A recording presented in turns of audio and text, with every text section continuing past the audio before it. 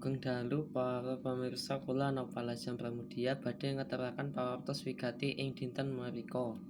Wonten ing stasiun Bekasi kedadosan ingkang mertohaken nembe kemawon dumados wonten ing sakiwa tengenipun stasiun Bekasi. Dinten menika kacilakaan menika nunggalaken antawisipun kereta komuter lain kaliyan kereta api Argo Bromo Anggrek.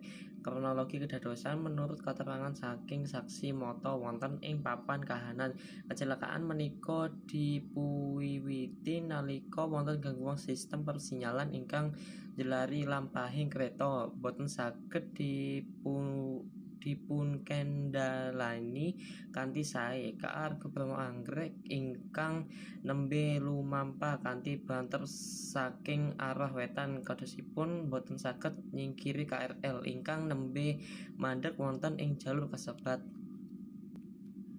Dampak saking kedadosan menika dipunlapuraken wonten pinten-pinten dampak ingkang wigati. Karusakan gerbong, pinten-pinten gerbong kreta sami risak awit saking benturan ingkang kiyat saged. Korban jiwa dumugi wekdal menika para petugas taksih madosi data ingkang mesti babagan gunggunipun korban. Parandene sampun wonten sawetara penumpang ingkang dipunasta dhateng griya sakit ingkang celak.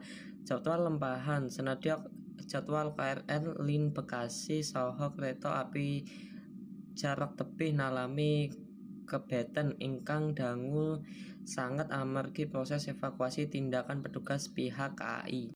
Sekian saking kula, wassalamualaikum warahmatullahi wabarakatuh.